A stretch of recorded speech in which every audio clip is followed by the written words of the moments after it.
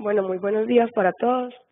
Mi nombre es Laura María Palacio Montoya. Yo soy residente de primer año de Anestesiología y Reanimación de la Universidad de Antioquia. Hoy vamos a hablar de paro cardíaco perioperatorio en pediatría y mi asesora para este tema fue la doctora Olga Lucía Giraldo Salazar, docente de la universidad y anestesióloga en el Hospital San Vicente Fundación.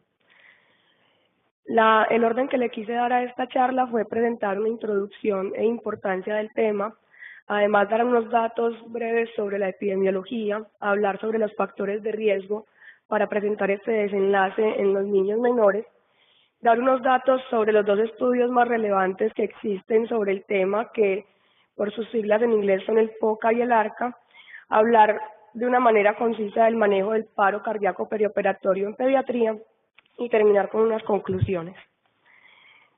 Con respecto entonces a la introducción a la importancia, es un por qué es importante hablar de este tema. Entonces, se sabe que el paro cardíaco perioperatorio, independiente de si es en pediatría o en adultos, es uno de los incidentes críticos más graves que pueden suceder en la anestesia.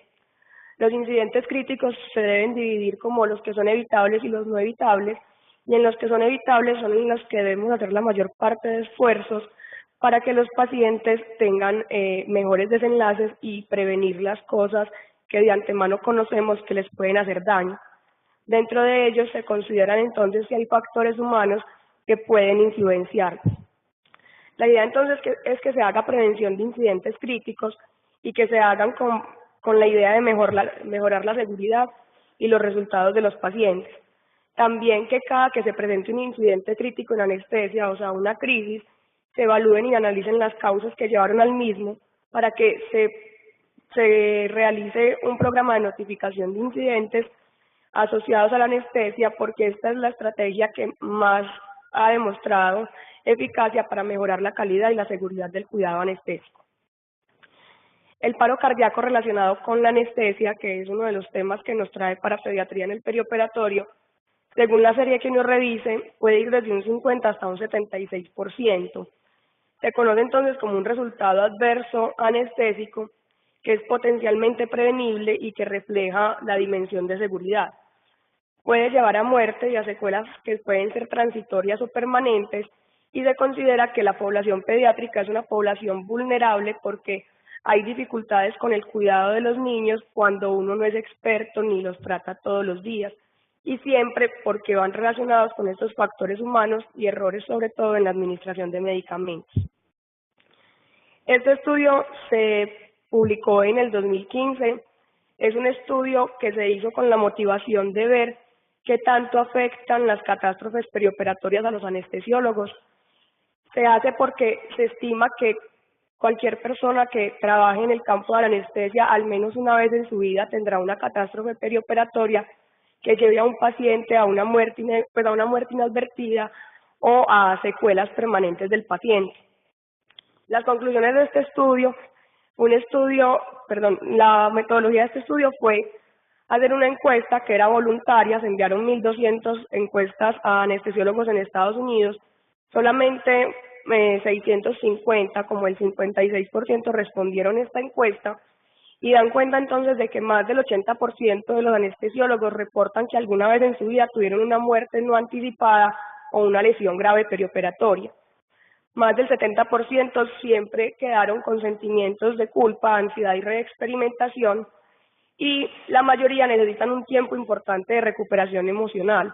Muchos consideraron cambiar de carrera, y más del 60% de estos anestesiólogos encuestados consideraron que en las primeras 4 horas del incidente crítico que presentaron tenían comprometida su habilidad para brindar cuidados al paciente. Incluso 7% de ellos encargó otro anestesiólogo para continuar con el cuidado del paciente. De ahí entonces de recalcar la importancia del tema, porque una catástrofe perioperatoria siempre va a tener un impacto que es profundo en cuanto a las emociones y va a ser duradero en los anestesiólogos que se involucran.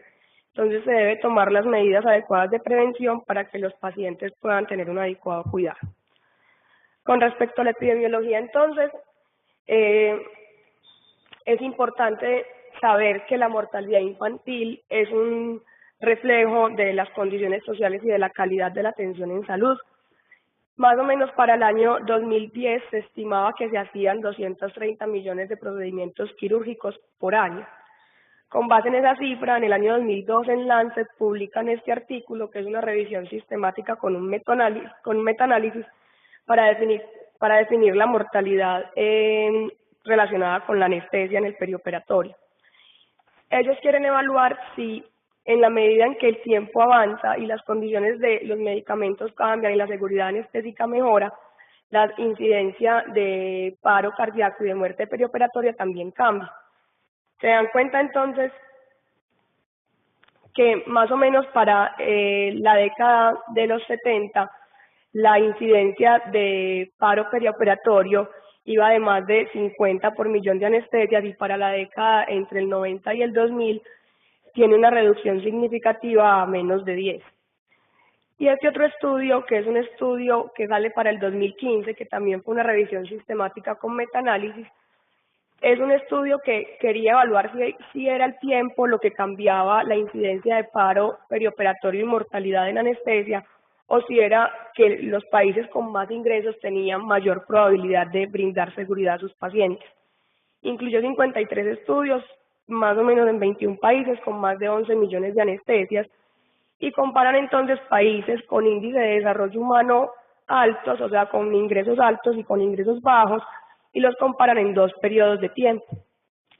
Se dan cuenta entonces que cuando hacen análisis por metaregresión en cada uno de los espacios de tiempo y según los ingresos de los países, los paros en el perioperatorio y la mortalidad disminuyen en la medida en que los países tienen más ingresos económicos, pero no así con el tiempo. ¿Por qué? Porque para los países con bajos ingresos no hubo un cambio significativo en la mortalidad, e incluso en el perioperatorio la mortalidad aumentó por cada 10.000 anestesias. Eso entonces nos puede dejar como conclusión que en la medida en que en los países con bajos ingresos hay cirugías menos seguras, entonces hay más mortalidad. Es importante dejar claro que en Colombia aún no existe ningún registro que especifique las tasas de paro cardíaco perioperatorio en pediatría, que esperamos entonces comportarnos como va la tendencia mundial, que es hacia una disminución en esa incidencia, pero no tenemos ningún dato ni guías locales de manejo. Dentro de los factores de riesgo que tenemos para este tema, los estudios van desde más o menos el año 1954 hasta este momento, y en todos coinciden en que hay factores que son demográficos y clínicos que se relacionan con la aparición del paro en pediatría y con la muerte, y que pueden estar o no relacionados con la anestesia. Los 4 factores de riesgo más importantes que tenemos para la presentación de paro en el perioperatorio en pediatría son la edad, porque en todos los estudios siempre llegan a la misma conclusión: a menos edad, mayor riesgo de presentar un paro. La clasificación del ASA, porque clasificaciones por encima de 3 son pacientes que tienen una predisposición mayor para esto. Cuando los pacientes tienen comorbilidades, sobre todo cuando van a cirugía cardíaca, incluso hay estudios específicos para este tema, y según la urgencia de la cirugía, porque en la medida en que las cirugías son emergentes y no logramos optimizar los pacientes tienen mayor riesgo de hacer paro. Estos son los 2 estudios, realmente son 3, son los 3 estudios más significativos con respecto a la mortalidad y al paro en el perioperatorio en pediatría. Los 2 primeros entonces son relacionados directamente con el paro perioperatorio y son el registro POCA.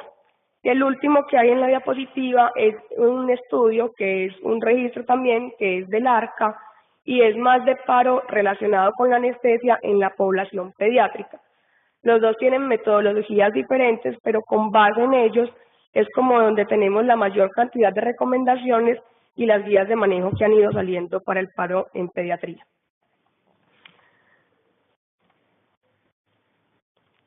Entonces, básicamente la metodología de estos 2 estudios en el POCA para el paro perioperatorio en pediatría, teníamos una inscripción voluntaria de casos por medio de un representante institucional que en un formato o un formulario que era estandarizado reportaba cuando él deseaba la cantidad de paros que tenían en esos hospitales. Se hacen dos registros, ahorita les explico por qué son los dos registros, uno entre el año 94 y el 97 y otro entre el año 98 y el 2004. En él participan más de 60 hospitales entre Estados Unidos y Canadá, y esos hospitales eran centros de remisión para pediatría, y muchos de ellos eran hospitales universitarios que contaban entonces tanto con anestesiólogos como con anestesiólogos que estaban realizando su fellow en pediatría y residentes. Esta es como la primera definición más clara sobre qué era el paro relacionado con la anestesia. Ellos la decidieron incluir, y ellos hablan de que un paro relacionado con la anestesia son todos los incidentes que requieren compresiones torácicas o que llevan a la muerte en niños menores de 18 años y que suceden durante la administración o durante la recuperación de la anestesia. La gran diferencia entonces entre estos dos estudios es que en el ARCA, que es ese registro para los paros relacionados con la anestesia, extraen los datos de una gran, pues qué pena la redundancia, de una gran base de datos administrativos. Por lo tanto, va a haber diferencias tanto en la incidencia como en la mortalidad, porque esto era más o menos un registro obligatorio, cogían todos los paros que sucedían y los contaban dentro de los casos. Este estudio era prospectivo y se hizo con los registros anestésicos del Hospital de Niños de Boston y se hace entre el año 2000 y diciembre del 2011. Realizan algo novedoso, por eso hablan de paro relacionado con la anestesia, eso no se había hecho antes, y es que tratan de evaluar las características del anestesiólogo para ver qué tanto influyen esas características en la presentación de paro perioperatorio en pediatría. Y consideran entonces los años de experiencia que ese anestesiólogo ha tenido con el manejo de niños, el número de días al año que realiza anestesia en pediatría, pues el volumen de casos de paro que ha tenido en pediatría y el rango académico que tiene. Para ese momento, cada paro entonces lo revisan dos anestesiólogos independientes. Les voy a dar algunos datos como de las conclusiones de cada uno de los estudios para luego concluir qué pasó con ellos y qué se derivó desde ahí. Con respecto al registro POCA1, se dan cuenta entonces que el momento en el que más presentan paro perioperatorio los pacientes es durante el mantenimiento de la anestesia, seguido de la inducción y por último en recuperación.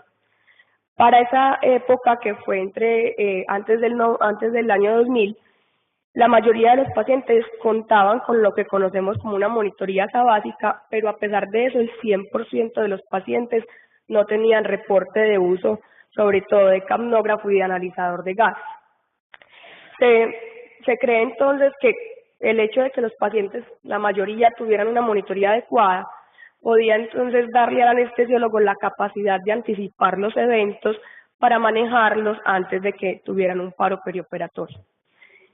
En este estudio, ellos hacen un análisis que es multivariado, sobre todo para los predictores de mortalidad, y se dan cuenta que predictores de que el paciente presente paro perioperatorio hay muchos, la edad, el ASA, como habíamos hablado ahora, pero que los únicos dos factores de riesgo estadísticamente significativos para mortalidad después de un paro perioperatorio eran los pacientes que tenían clasificaciones del ASA por encima de 3 y que iban a cirugía de emergencia. Estos pacientes entonces son los pacientes que dentro de los estudios siempre se han encontrado con mayores riesgos. Se dan cuenta que la edad y el tipo de cirugía, aunque no fueron predictivos de mortalidad, sí son factores de riesgo importantes. En esta gráfica entonces, según la clasificación del ASA, en las líneas negras tenemos los pacientes que se clasifican entre ASA 1 y ASA 2, y en las líneas rayadas en los que se clasifican como ASA 3 o mayores.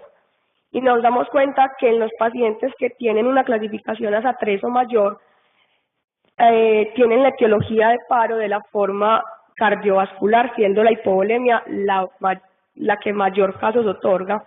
Pero en los pacientes relativamente sanos, ASA 1, ASA 2, que no son emergentes, su principal causa de paro son errores en la medicación, y para ese momento el medicamento más usado durante las inducciones anestésicas era el alotano.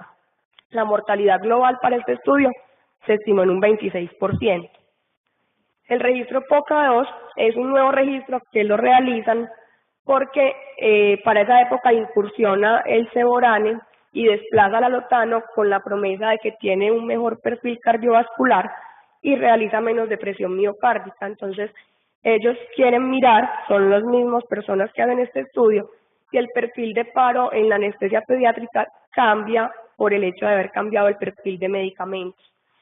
Encuentran entonces 397 paros, 193, que son el 49% de ellos, los relacionan con la anestesia, y se dan cuenta que los pacientes que no se relacionaron con anestesia vuelve y confirma los factores de riesgo, que son los pacientes con clasificaciones de ASA por encima de 3 y los pacientes que son emergentes para cirugía.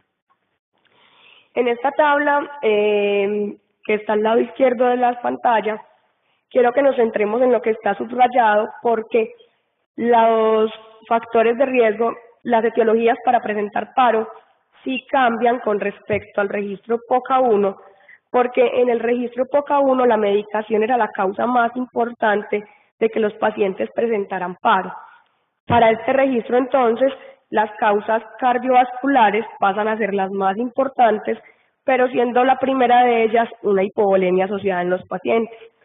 En esta gráfica que está a la derecha de sus pantallas, entonces hay en las líneas negras el registro que es el POCA2 y en las líneas grises el POCA1, y nos damos cuenta cómo si cambia el perfil desde errores en los medicamentos o sobredosificación de medicamentos hacia causas cardiovasculares como la hipovolemia. El registro POCA2 confirma algo del POCA1, y es que el momento en el que más se presenta paro en pediatría es durante el mantenimiento de la anestesia, seguido de la inducción y por último el despertar. En este también miran los factores que se asocian con mortalidad específicamente, siendo entonces la clasificación del ASA y la emergencia de la cirugía lo que más impacta en esto. Se dan cuenta entonces que sí varía el perfil de seguridad, entonces las causas relacionadas con medicamentos pasan a ser la tercera causa y dejan las cardiovasculares como la primera causa. Y en esta época empiezan a pensar que los anestesiólogos se deben preocupar por anticipar, estimar y reconocer las pérdidas de sangre para reemplazarlas de forma diligente y optimizar los pacientes en el preoperatorio. La mortalidad es muy similar, entonces para este registro es del 26%. Con respecto al ARCA, que es el registro que se realiza para paros relacionados con la anestesia, hay algo que varía respecto a las etiologías, al perfil de etiologías, y es que en este registro las causas cardiovasculares y respiratorias dan cuenta de la misma cantidad de casos para el paro, siendo entonces la hemorragia y la incapacidad para la oxigenación y la ventilación factores muy importantes para que los pacientes presenten paro. Pero aquí también la tercera causa son las causas relacionadas con medicamentos y asociadas a la transfusión de productos sanguíneos. Dentro del tiempo en el que más se presenta paro perioperatorio, vuelve y se confirma lo mismo, el intraoperatorio o el mantenimiento es la causa más importante, y la mortalidad para este registro en el hospital es aproximadamente del 8%.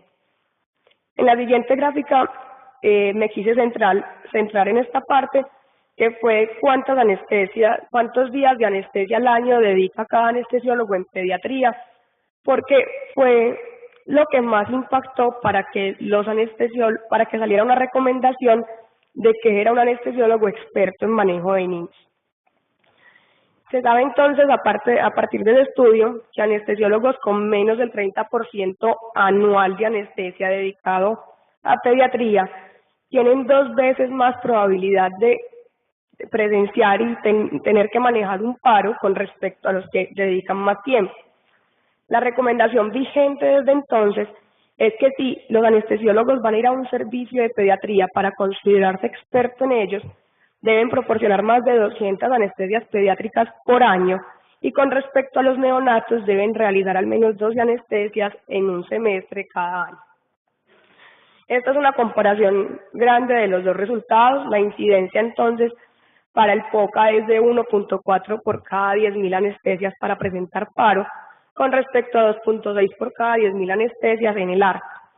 Las incidencias y la mortalidad cambian por lo que les dije al principio, por la forma en la recolección de datos. No es lo mismo cuando hay reportes voluntarios.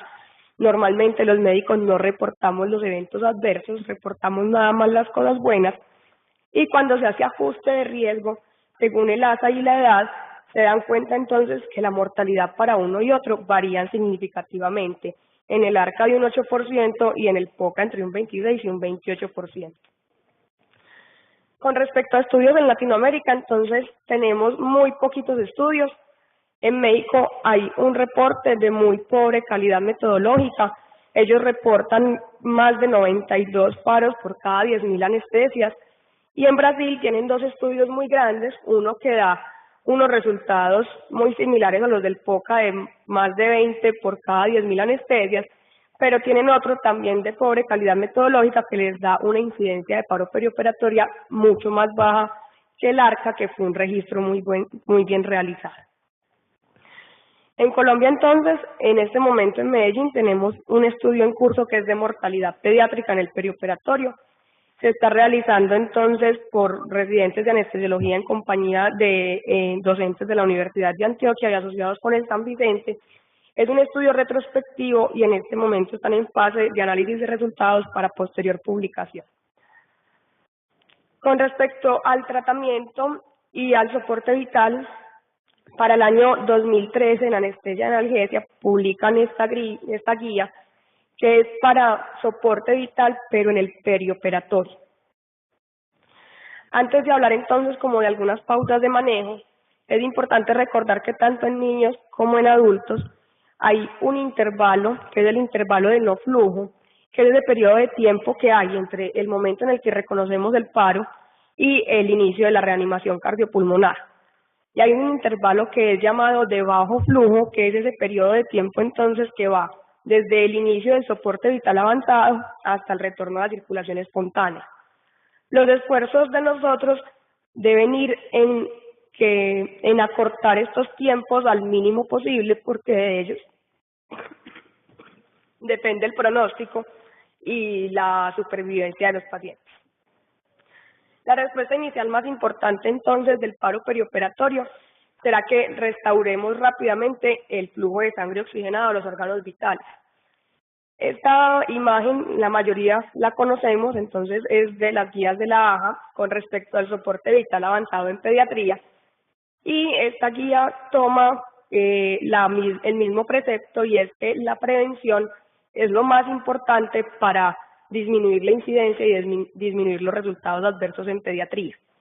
La idea es que cuando el paciente ya presenta un paro perioperatorio, siempre se deben hacer todos los esfuerzos para eliminar todos los factores que nos contribuyan a un deterioro que se perpetúa.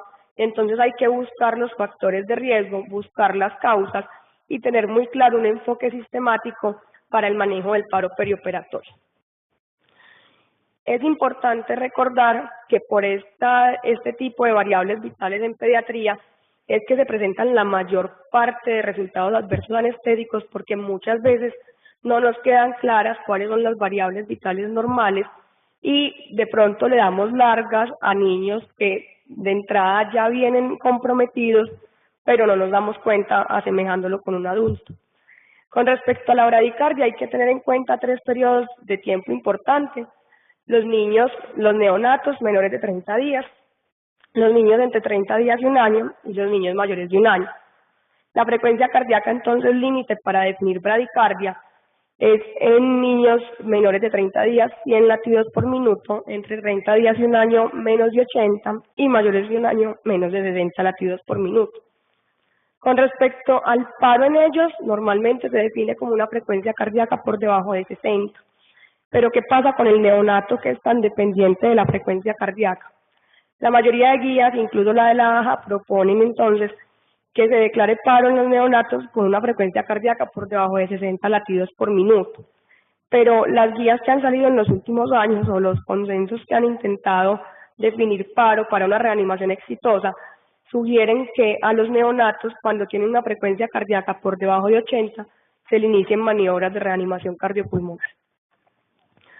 Con respecto a la presión arterial sistólica es como la variable más importante que tenemos en los niños.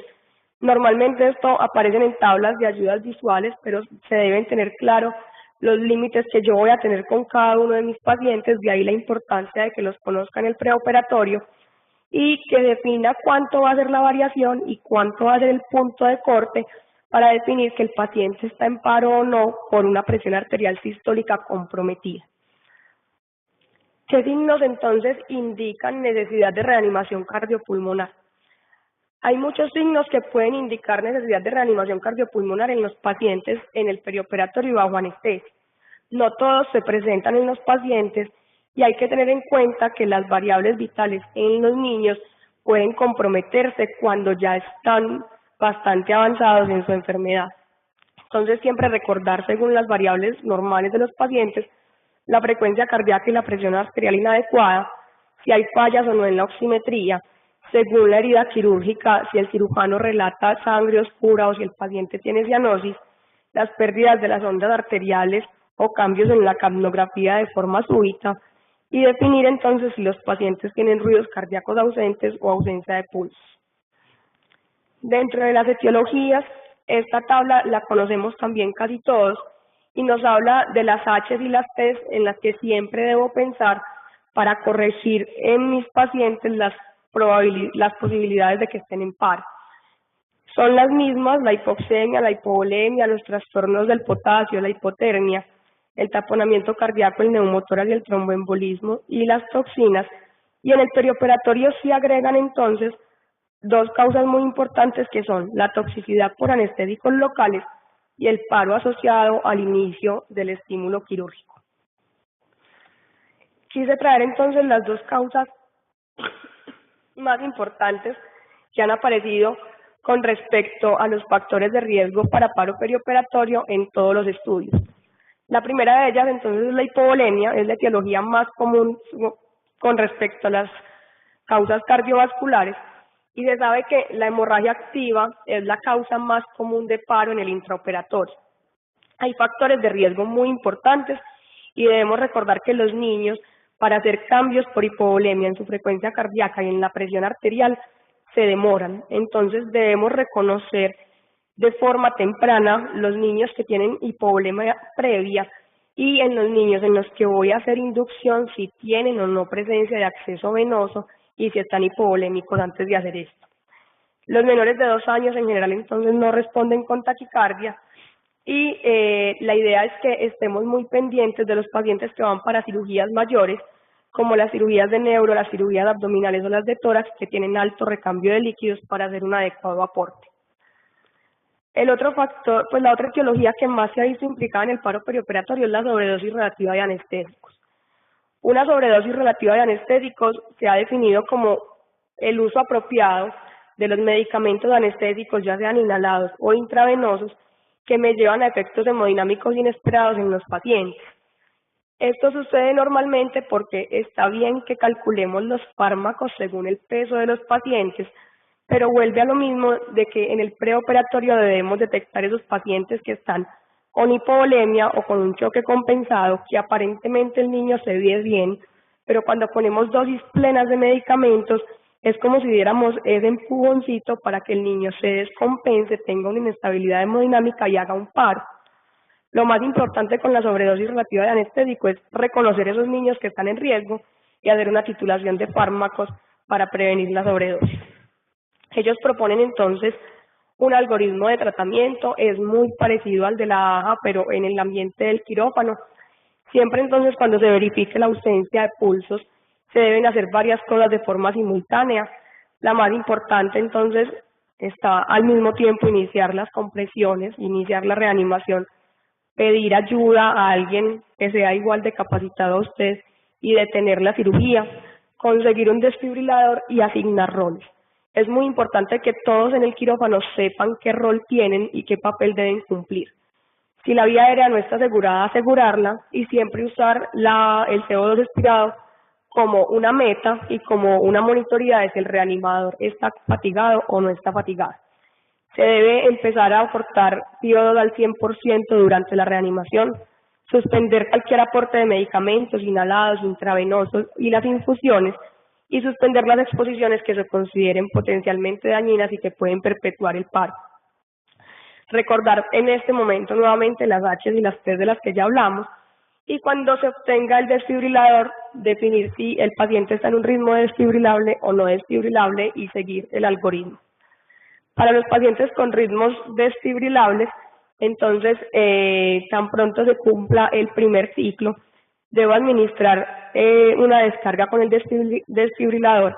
En ese momento, la dosis recomendada es entre 2 y 4 joules por kilo, y definitivamente la baja en eso es muy enfático. Si usted no conoce el desfibrilador, empiece con la dosis máxima de 10 joules. Aquí es porque lo van escalando, porque se supone que conocemos la forma de utilizar el desfibrilador. Cuando usted hace la primera descarga, debe retomar las compresiones de inmediato sin verificar nuevamente el ritmo. Y en ese momento debe empezar a considerar qué cosas le están perpetuando el paro, como la hipercalemia y la toxicidad por anestésicos locales. Cuando termina ese nuevo ciclo, evalúa nuevamente si el ritmo es o no es desfibrilable. Y si el ritmo vuelve a ser desfibrilable, entonces para lo mismo usted retoma las compresiones, espera que cargue el desfibrilador y tan pronto esté cargado ya aumenta la dosis. Si empezó con 2 joules, pasa a 4 joules por kilo.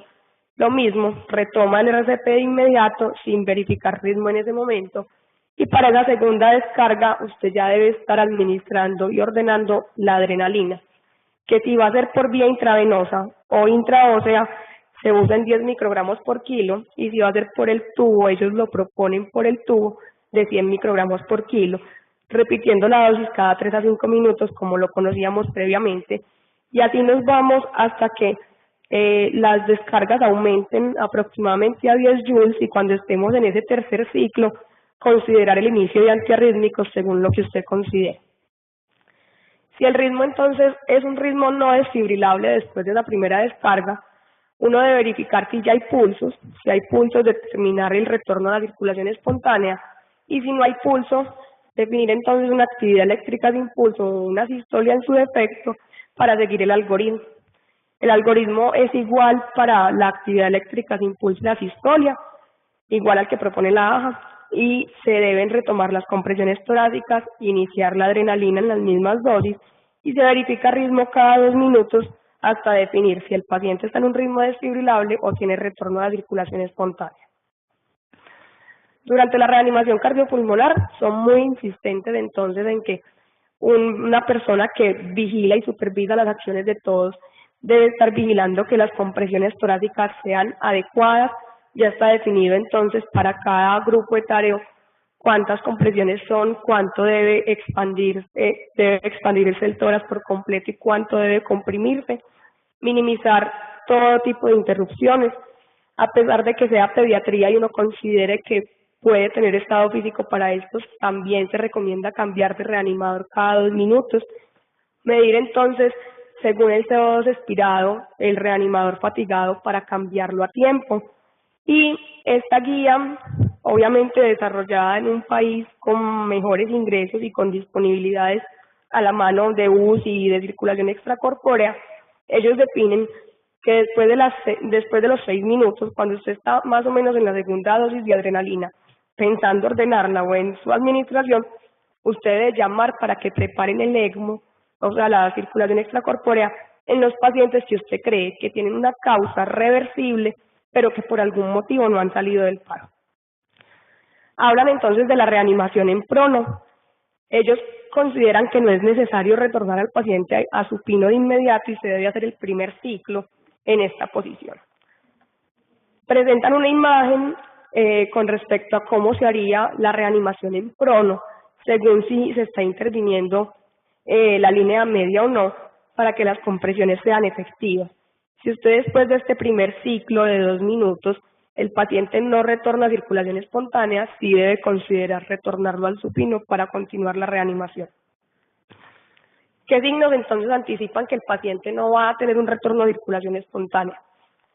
En el que los dos que más tenemos disponibles son los dos primeros. Definir si el CO2 expirado es persistentemente bajo, por debajo de 10, y la presión arterial diastólica por debajo de 15 milímetros de mercurio. Esto debe ser un consenso con el equipo quirúrgico, no es una decisión nada más del anestesiólogo, pero eso tiene implicaciones éticas importantes porque con base en estos signos debemos definir cuándo vamos a terminar los esfuerzos de reanimación en un niño. Con respecto a la adrenalina, siempre hemos conocido las dos diluciones que se hacen en dos jeringas diferentes, pero está comprobado que cuando usted da órdenes sencillas en un momento de crisis, es más fácil que se cumplan y es más fácil que haya menos errores en la administración. Entonces, con base en lo que hemos hablado en pediatría, hay unas diluciones que con hacer una sola dilución vamos a obtener lo mismo según el peso de los pacientes, y la idea es que para niños menores de 5 kilos diluyamos una ampolla en 100 cc de solución salina. Para niños de entre 5 y 10 kilos, 2 ampollas en 100 cc de solución salina. Y para niños de 10 kilos o más, una ampolla en 10 cc de solución salina. Esto además nos ayuda a no administrar tanto volumen y administrar las dosis precisas de adrenalina. Recordar, y se debe ser muy enfático, en que en pediatría también se debe hacer un flush o un bolo para que los medicamentos tengan acción por el bajo gasto que hay, y en neonatos se hace según el peso, y en lactantes y niños entre 5 centímetros y 10 centímetros de solución salina.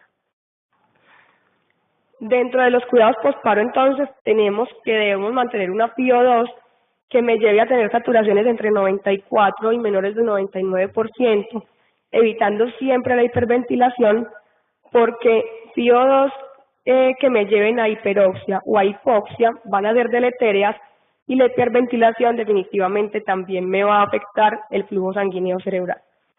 La hipotermia debe ser una hipotermia leve. En pediatría no está determinado entrar a los pacientes de inmediato a hipotermia, pero sí hablan que temperaturas por debajo de 32 grados van a ser deletéreas y definitivamente hay que evitar la hipertermia.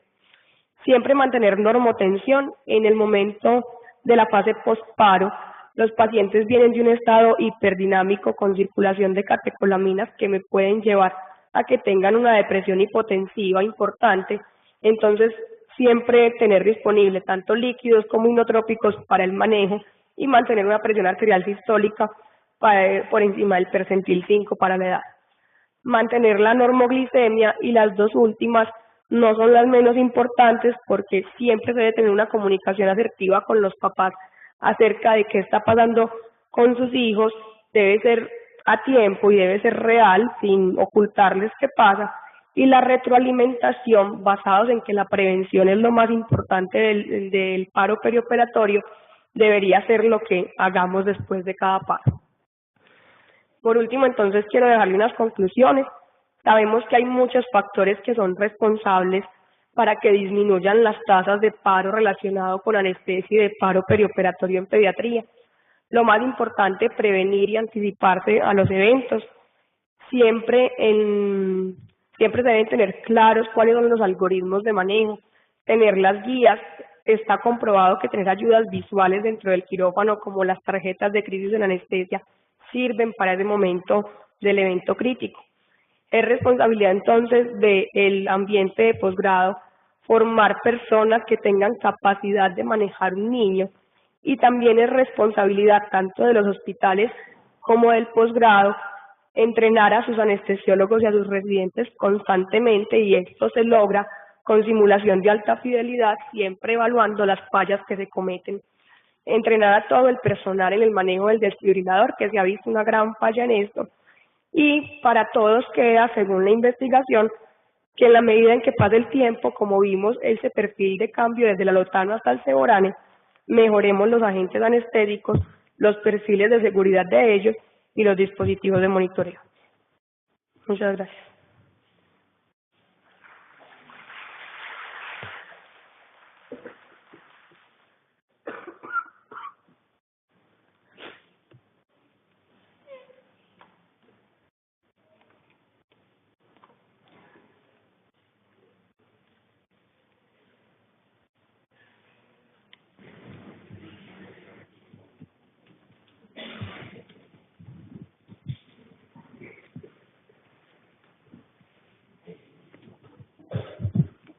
Muy bien, Laura, por la presentación. Pues por el tiempo que tenemos, uno quisiera como profundizar en algunos aspectos del manejo, pero pues no es posible, damos como los aspectos generales grandes cuando se tiene uno que enfrentar al evento. Tres cosas que quiero resaltar. Lo primero es que lo más importante es la prevención. Y la prevención en todos los ambientes, tanto en el ambiente extrahospitalario, con todos los accidentes que pueden ocurrir en los niños, porque sabemos también que un paro extrahospitalario tiene peor pronóstico. En el ambiente intrahospitalario, nosotros como anestesiólogos estar muy atentos a cambios que siempre avisan que un paro viene en camino. ¿Pueden existir paros súbitos? Yo diría que sí, pero en realidad la mayoría avisa antes de ocurrir y se dan en los signos vitales. Un aspecto ahí que Laura mencionó, pero que hay que resaltar, es siempre la ausencia de presión arterial. Eso empieza a avisar. Cuando un niño, cuando estamos en quirófano y el monitor de presión arterial no cesa y molesta, usted tiene frecuencia cardíaca, tiene oximetría, pero no tiene toma de presión arterial, no se quede tranquilo. Probablemente ese es el aviso de una hipovolemia que ya tiene el niño y que si usted no toma las medidas adecuadas va a terminar en un paro. Obviamente con mucho peor pronóstico que el niño que se le corrige a tiempo la hipovolemia. El otro aspecto importante para resaltar es que a pesar de que no tenemos unos resultados definitivos en el estudio que mencionó Laura que estamos haciendo en el hospital infantil, nuestro perfil es muy similar al de Latinoamérica, de lo que hay, sea de lo de Brasil. Nuestra incidencia va a ser más alta, estaríamos hablando de un 5 o 10% probablemente más, pero digamos que el perfil en cuanto a las causas en estos países es similar tanto en Latinoamérica como en otros países, en otros continentes, especialmente en Asia donde hay reportes. La sepsis es la principal factor de riesgo para que muchos de estos niños terminen en paro. Entonces, yo creo que con relación a la sepsis hay que hacer mucha campaña de prevención y de educación y de manejo adecuado. La historia natural que nosotros tenemos en estos niños cuando llegan al infantil son niños que muchos son del área rural, que han consultado varias veces a un servicio de atención primaria y que los empiezan a tratar y a tratar con antibióticos, los mandan para la casa y el niño va progresando y se va deteriorando hasta que ya nos llega aquí al tercer nivel, prácticamente en una situación de no retorno. Entonces, yo creo que el trabajo de nosotros en esta parte se debe dirigir más que todo al pregrado, porque es donde existen, digamos, las posibilidades de que estos médicos que se entrenan, que están en un medio rural, sepan reconocer y manejar la sepsis adecuadamente. Lo último que quiero mencionar es en relación con el manejo, los dos pilares, digamos, lo principal para el manejo es el masaje cardíaco y la adrenalina a tiempo. No olvidar que hay un medicamento que también es muy importante en este set de reanimación y es el calcio. Sí, y muchos de estos niños, bien sea por la hipovolemia, las transfusiones, problemas cardíacos, tienen deficiencias de calcio, entonces siempre hay que incluso sin tener pues resultados del nivel de calcio del niño, poner una dosis de calcio por lo menos inicial, que nosotros manejamos el gluconato de calcio. La dosis es el doble del cloruro de calcio, que es la que mencionan algunos autores en las guías.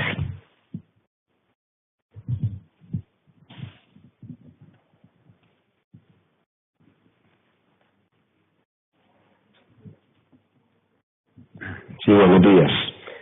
Laura, yo tengo varias inquietudes que quiero plantearte, sabiendo que con los datos que vos presentás, yo sé que más de uno de nosotros queda muy preocupado. Obvio que nosotros en un país en vías de desarrollo tenemos los problemas de los países en vías de desarrollo y es una de las políticas más graves que tienen las instituciones nuestras y que lo tenemos en todos estos países es volver al anestesiólogo generalista, es decir, la migración de especialistas a que ocasionalmente vayan y den anestesia para un paciente de neuro, para un paciente obstétrico, una paciente obstétrica o para un niño y para las otras especialidades. Eso es lo peor que podemos tener, pero es lo que normalmente se hacen en las instituciones y obviamente los estudios que tratan de llegar a buscar causa-efecto, pues ahí es donde encontramos una inmensa responsabilidad, porque pensar que nosotros podemos tener, los que no estamos dedicados a la anestesia pediátrica, pero que ocasionalmente hacemos anestesia pediátrica, tener más de 200 anestesias año. Creo que ninguno de los que no está dedicado al área pediátrica lo cumple. Y en segundo lugar, a nivel neonatal, porque obviamente de 2 años para abajo se va agravando e incrementa el riesgo de mortalidad dramáticamente, llegar a mínimo 12 anestesias en 6 meses, 24 años, es prácticamente imposible, ¿cierto? Pero la realidad en estos países en desarrollo es que esto es lo que se da, y que la mortalidad y la morbilidad está relacionada con eso. En segundo lugar, yo quiero comparar un poquito, antes de hacerte las dos o tres preguntas que tengo, lo que ha pasado a nivel mundial en las últimas 3 décadas con los eventos anestésicos adversos relacionados específicamente con problemas relacionados con la vía aérea. Está claramente definido que hace 30 años tenemos una mortalidad relacionada con vía aérea del 50 hasta el 70%. Hay estudios en Australia de no hace 17 años más o menos, donde mostraban que la mortalidad y los paros relacionados con la anestesia estaban específicamente relacionados con problemas en la permeabilización de la vía aérea, ¿cierto?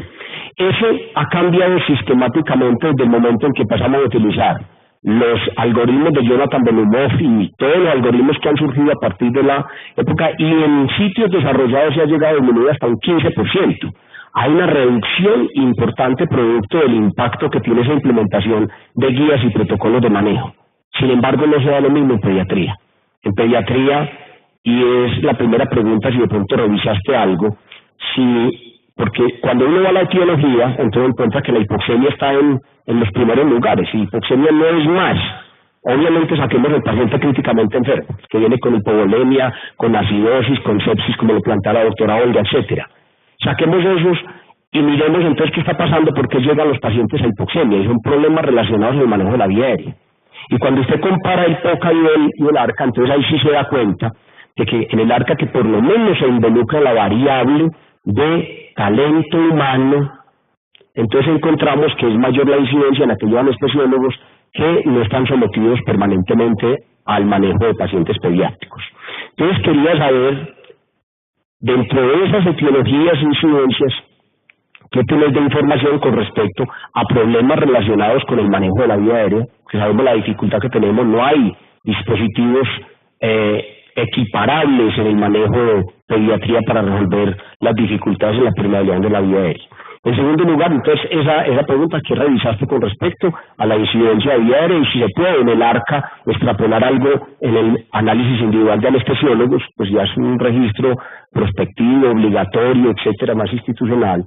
En segundo lugar, frente a la presentación del paro y la reanimación, vos tenemos la parte intravenosa y la parte inhalatoria. En la parte intravenosa quisiera preguntarte si al analizar los inductores intravenosos hay alguna variabilidad, entonces ahí tendría que comparar los diferentes que hay, y si alguno diría uno más bien no lo utilice. Y en tercer lugar, hablabas del alotano, obvio que el alotano nos lleva a inmensas catástrofes cardiovasculares por paros en pediatría, y aparece el Sevorane y cambia el escenario. Si tienes algo de revisión con respecto al alotano, Sevorane, Florane. Entonces, con respecto a la primera pregunta sobre si hay pues si revisé algo sobre la vía aérea, sí, incluso la guía lo propone las causas respiratorias también como una causa importante de paro. Vimos que en el ARCA son equiparables con las causas cardiovasculares, pero a pesar de que los dispositivos de vía aérea que tenemos para pediatría no son tan desarrollados como los de los adultos, las etiologías pues que se asocian a la vía aérea no son tan significativas para que el paciente presente muerte o presente discapacidades permanentes, porque el anestesiólogo en general se supone que es un experto en vía aérea, entonces cuando el paro se presenta en el perioperatorio y es por un laringoespasmo, es por un broncoespasmo, ellos mismos definen que el anestesiólogo tiene muy claro cómo manejar estas causas respiratorias, lo que no se hace con las causas cardiovasculares. Se otorgan un porcentaje importante, pero no son el primer factor para mortalidad. ¿Cuál era la otra pregunta? Bueno, con respecto a si hay algún fármaco intravenoso que se deba eliminar o que no se deba usar, no hay ninguna recomendación con que haya un fármaco intravenoso o inhalado que sea uno mejor que el otro, pero lo más importante en pediatría de la mano con la prevención, como decía la doctora Olga, fue el mensaje que puse y es la titulación de los medicamentos. La titulación para todos los pacientes y evitar en esos pacientes que están críticamente enfermos iniciar con dosis plenas de anestésicos, sino ir titulando hasta obtener una respuesta. Pero no hay uno que otorgue, por ejemplo, que Propofol va a ser mejor que hacerlo con un inhalado. La idea también es usar la menor cantidad de fármacos que se puedan usar para que con esto no tengamos tantas interacciones, pero no hay uno que se deba eliminar ni una recomendación de eliminar algún fármaco en especial. Y con respecto a los inhalados, sobre si hay una revisión sobre Ceborane, Desflorane o si Ceborane, Desflorane, realmente con respecto a si hay mayor o menor incidencia de paro perioperatorio con alguno de los inhalados, no lo vi. Hay algo muy importante y es que casi todos los estudios se hacen con Ceborane, porque en los servicios donde se hace anestesia pediátrica, el Ceborane es el medicamento de elección para la inducción inhalatoria, entonces no encontré una comparación con el Desflorane.